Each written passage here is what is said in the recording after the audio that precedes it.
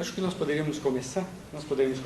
Vem vindo um outro grupo de alunos que pediu para esperar ainda um minuto, mas nós podemos começar. E eu gostaria de pedir que vocês ficassem mais perto, assim a gente pode falar mais baixinho, chegassem mais para frente.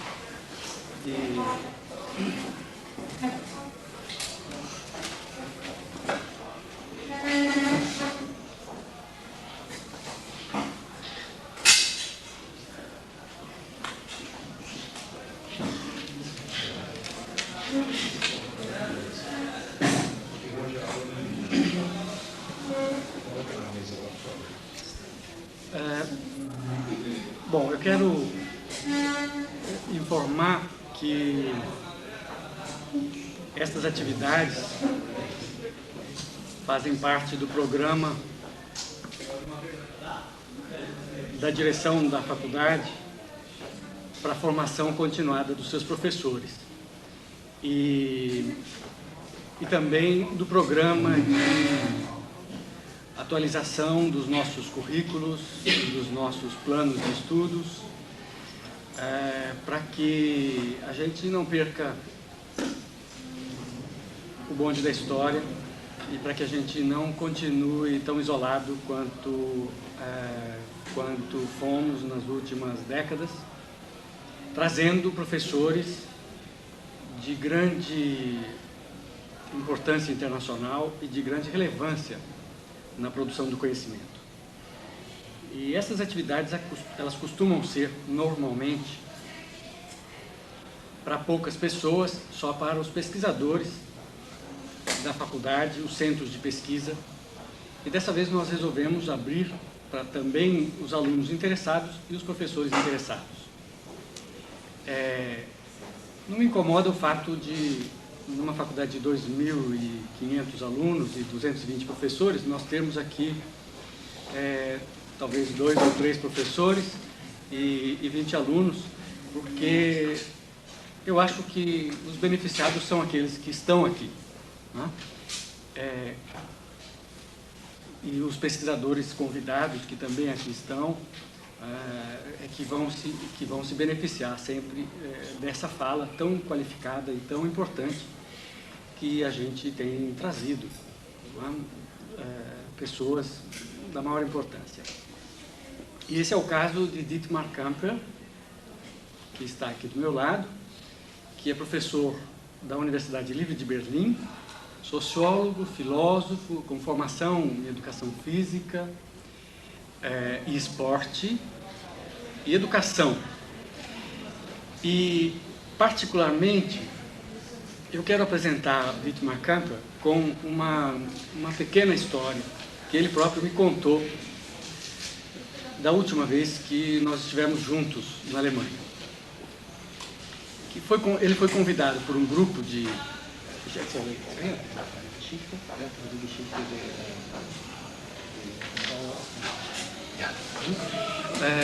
foi convidado por um grupo de publicitários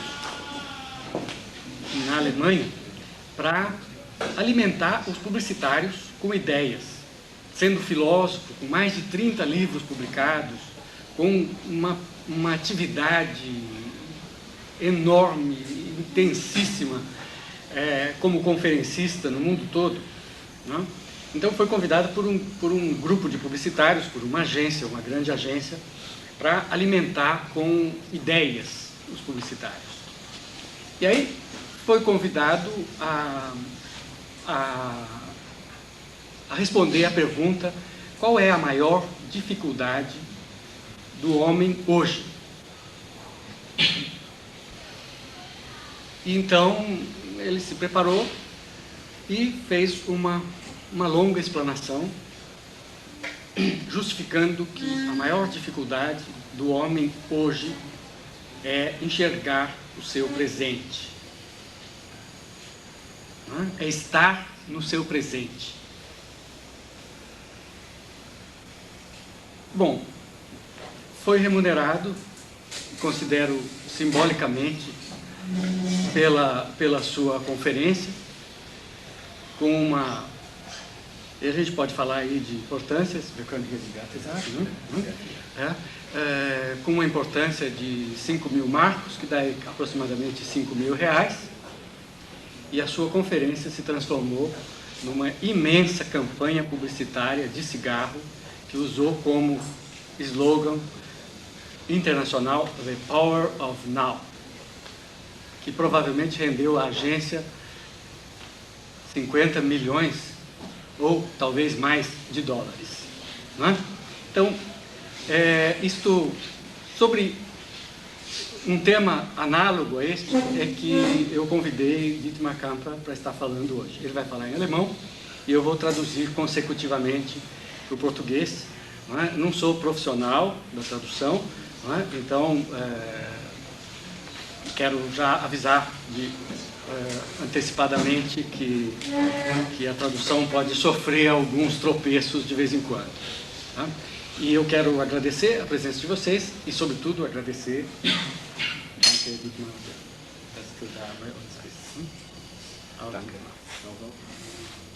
für die Einführung. Obrigado pela introdução. Eine Vorbemerkung zum Status des Textes, den ich heute vortragen will.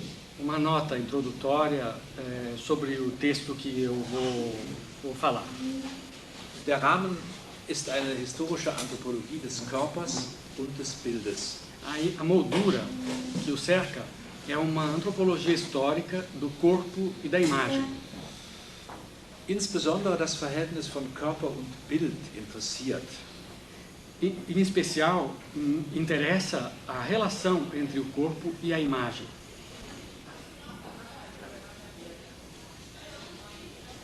Ich habe, um dieses Verhältnis klar zu machen, mehrere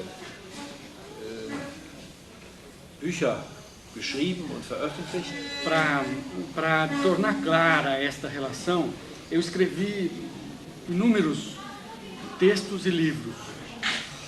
Das erste war ein Lob der Einbildungskraft.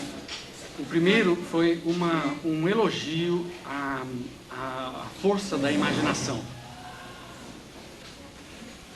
Das zweite war eine Balance der Ambivalenz der Imagination. O segundo foi um equilíbrio, um balanço da ambivalência da imaginação. Und das dritte war eine Kritik der Bilder. E o terceiro foi uma crítica das imagens. Das dritte Buch hieß Unmögliche Gegenwart. O terceiro livro se chamava Presente Impossível. Und meint den Versuch, mittels der Fantasie, der Inszenierung, der Selbstdarstellung mit Bildern präsent zu werden. E pretende tornar presente a autoapresentação das imagens da fantasia, não? E da fantasia.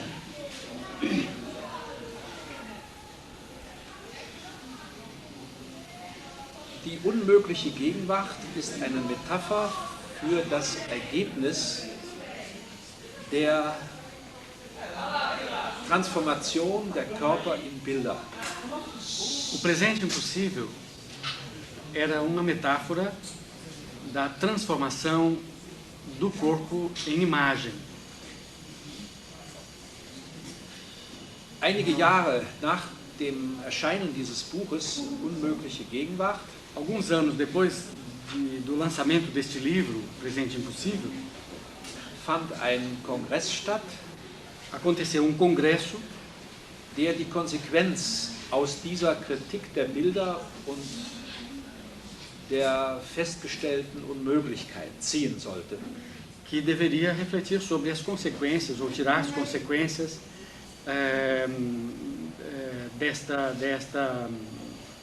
desta impossibilidade das imagens. Der Kongress hieß Ohne Spiegel leben. O congresso se chamava Viver Sem Espelhos.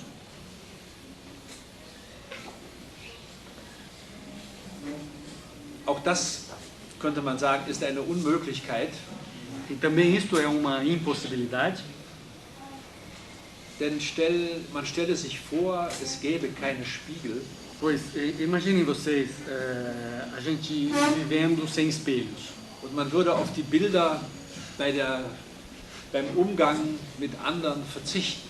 E a gente se a gente renunciasse a todas as imagens. Jeder, der sich dieses Problem klar macht, würde sofort sagen, das geht nicht.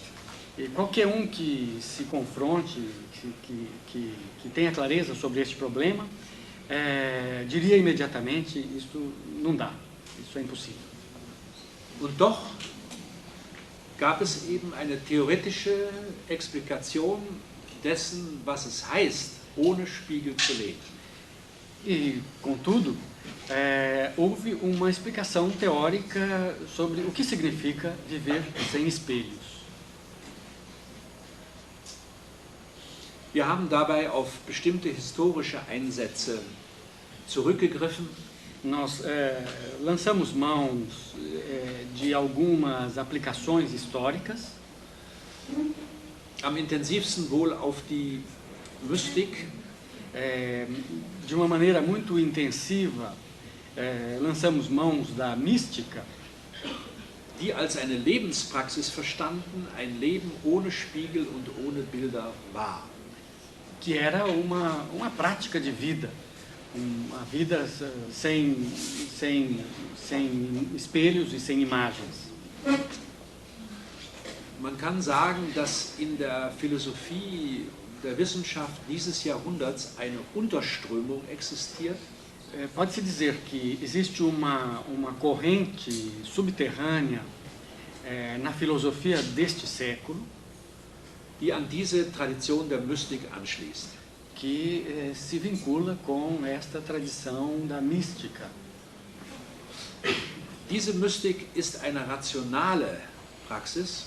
E essa mística é uma prática racional, Sie hat nichts mit irgendeiner Verschwommenheit oder Undeutlichkeit zu tun, ela não tem nada a ver com alguma coisa obscura, nebulosa,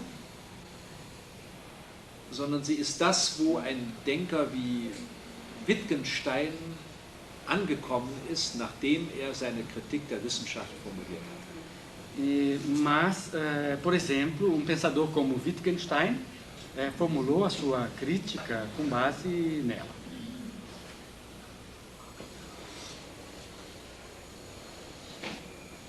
Nach meiner Wahrnehmung Na minha percepção, hat die Kritik der Bilder schon einmal auf dem Höhepunkt der romantischen Bewegung begonnen. a crítica das imagens já começou no ponto alto do romantismo. Ich habe deswegen ein Zitat zum Anfang meines Textes gewählt, E por isso eu escolhi uma citação no início do meu texto, das von Friedrich Hölderlin stammt, que provém do poeta romântico Friedrich Hölderlin, allerdings von dem Hölderlin, der schon verrückt geworden ist. no entanto, da fase da sua vida na qual ele já estava louco, depois dele ter ficado louco. Hölderlin hat nämlich auch in seinem Wahnsinn immer geschrieben. pois ele, mesmo louco, continuou escrevendo. Und ein junger Freund, der ihn damals öfter besucht hat, in Tübingen in Deutschland, E jovem amigo que o visitou naquela época na cidade alemã de Tübingen, hat ihm einige Blätter abgenommen tomou-lhe algumas folhas, und auf einem dieser Blätter steht Folgendes geschrieben. e em uma dessas folhas estava escrito o seguinte: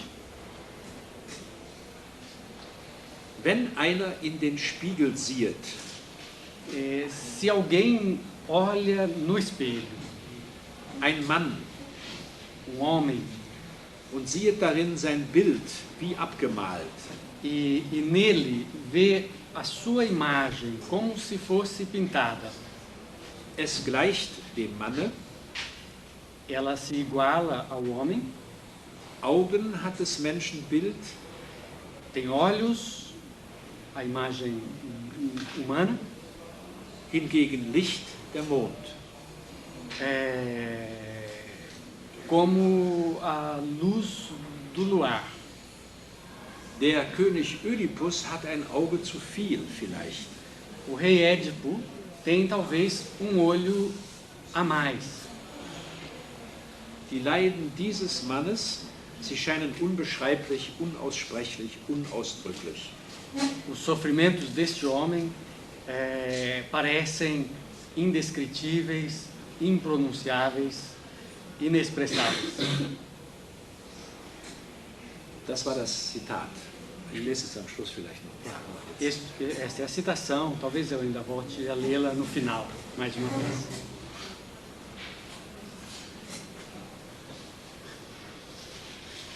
Die Zeitgenossen Hölderlins hatten eine Schlüsselfigur für das Schicksal der Seele. Os contemporâneos de Hölderlin tinham uma figura-chave para Für das Schicksal der Seele. para o destino da alma. Das war Antigone. E esta era Antígone. Der König Ödipus wurde die Schlüsselfigur erst für unser Jahrhundert durch Freud. E o rei Édipo se transformou na figura-chave somente neste século, por meio de Freud. Ödipus als derjenige, der seine Mutter geheiratet hat, seinen Vater getötet hat, Édipo como aquele que matou o seu pai e casou-se com a sua mãe, quase que eu ia trocando, né? Já vai na realidade.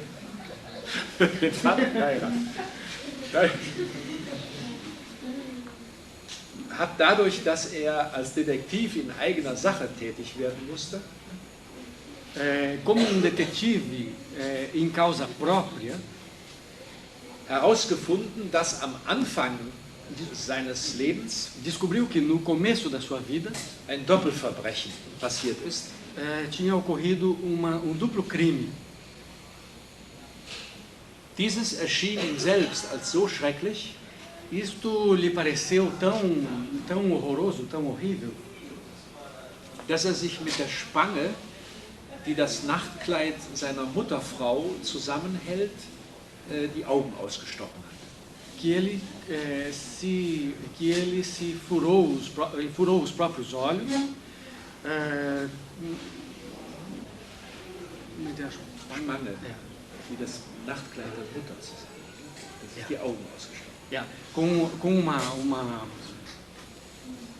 como que é o mito como chama a coisa que ele, em português, a coisa que ele furou os olhos? Com Spange.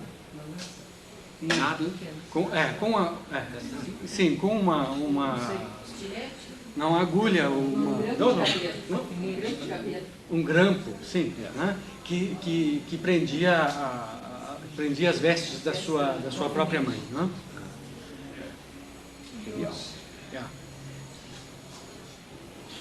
Diese Blendung ist aber zugleich Esta cegueira é ao mesmo tempo eine neue Form des Sehens. uma nova forma de visão. Das meint Hölderlin, wenn er sagt, dass er noch ein Auge zu viel hat. E isto era o que queria dizer o poeta Hölderlin quando escreveu que ele tinha olho a mais. um olho sobrando, um olho a mais. Der Mensch, der sich im Spiegel sieht, um zu verstehen, wer er ist, O homem que se olha no espelho para entender quem ele é, wird gezwungen, bei der Entdeckung des Verbrechens é obrigado, na descoberta do crime, sich zu blenden, a se cegar.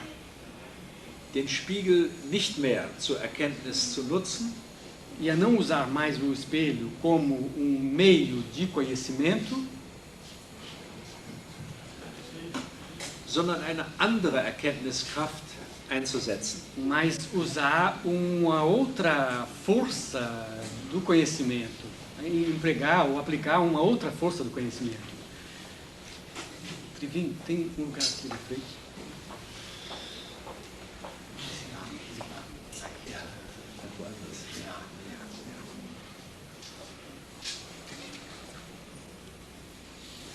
Man könnte also sagen, dass Poderíamos dizer, portanto,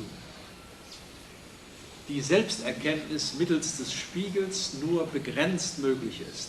que o autoconhecimento por meio do espelho é apenas limitado.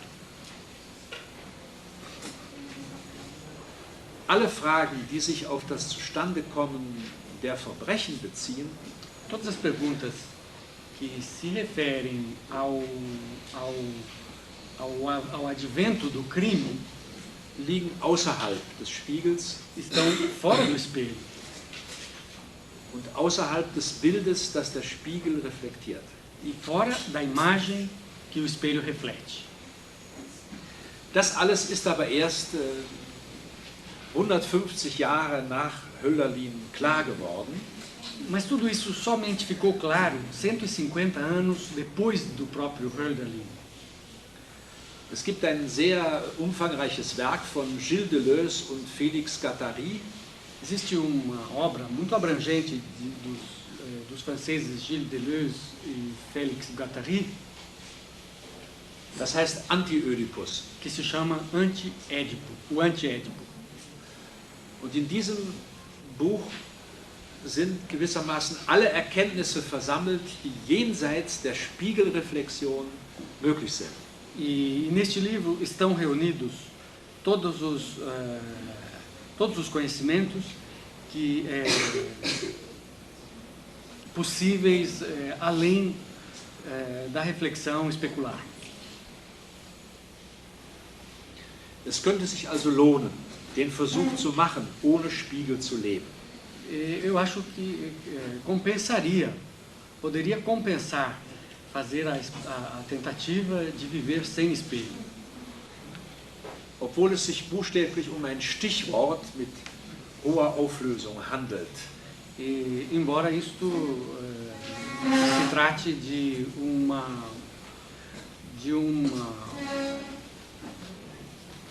um verbete, Wir sagen Stichwort, das heißt... a palavra Stichwort significa verbete, mas ao mesmo tempo, traduzida literalmente,